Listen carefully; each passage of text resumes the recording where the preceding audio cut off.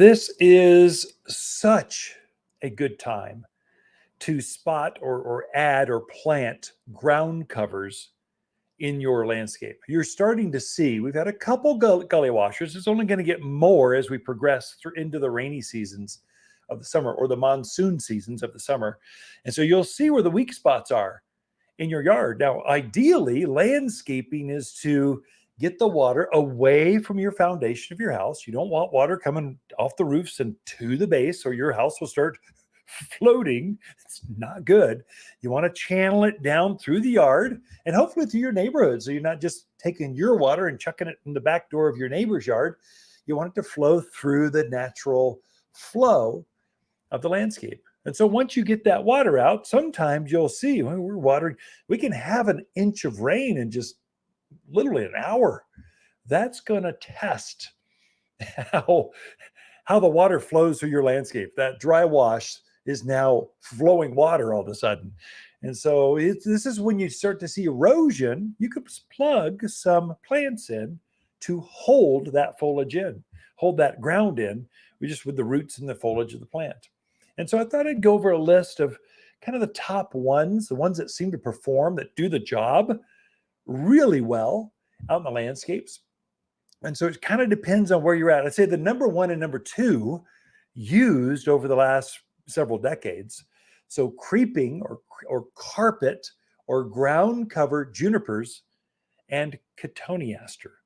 Those two, they're companion plants. They take the wind, the sun, they'll take rocks, they'll take the heat, radiant heat coming off of walls, but they stay low. Or there's several varieties that stay quite low. So like ankle high, no higher than knee high. That's kind of, but they spread out.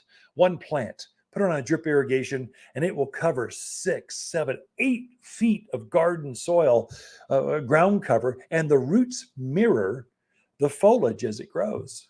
And so it's going to hold in, one plant can hold in 6 feet, square feet of soil. And so that hill will stop rolling away. Now we do use some riprap with stacked rocks, basically.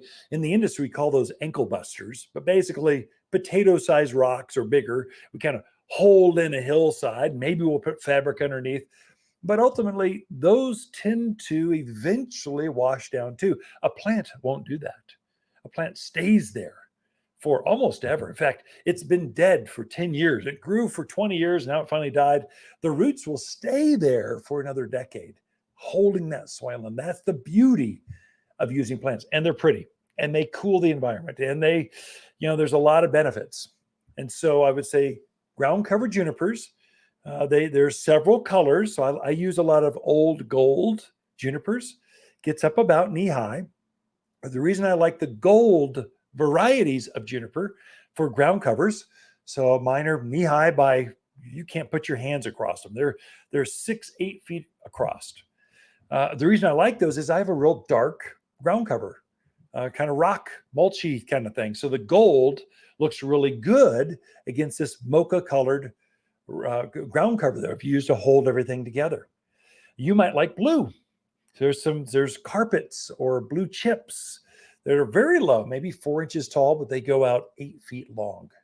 So very robust, very tough. Junipers grow wild here, so they're going to adapt well. Catoniaster also grows wild here. And so there's several low varieties. So there's Strebes, there's Coral Beauty. There's several color, but it's an evergreen, typically evergreen, kind of small leaves, dark, rich green. It gets white flowers in the spring and red berries in the fall. It's just a real pretty plant, but very robust. But the animals don't like that plant because they've tasted that out in the wild and go, oh, that is the worst tasting thing. Made me a little sick to my stomach. Stay away from Catoniaster. Not good. Another one that's like that, if you jump over to vines, it's also a native. You just need to plant it once and know it's going to grow for years to come.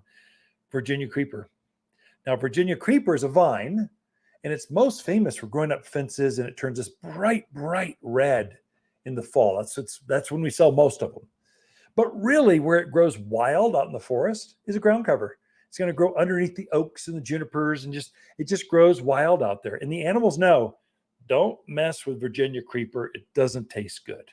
And so just they'll allow it just to creep and crawl in between the rocks over the hills, keeping things in place. And as Virginia creeper creeps and then touches the ground, it will root out again. So you don't get just one, you get this mat of pretty vines. It's got these 5 leaves to it. Another one that's sort of like that, if you've got that back patio and you got this, the developer cut into the hill and you've got this stark wall going straight up. One that's related to Virginia creeper that's very similar is called Boston ivy. Boston ivy, it's basically its cousins. They're the same as Virginia creeper, but instead of 5 node leaves, it's got 3. They turn red in the fall, but the beauty of Boston ivy is it self-clings. So if you get that stark, just straight up wall, I've seen so many homes, you can plant one of those at the base and it will turn into this 8 foot high by 6 foot wide, just matted green, beautiful wall.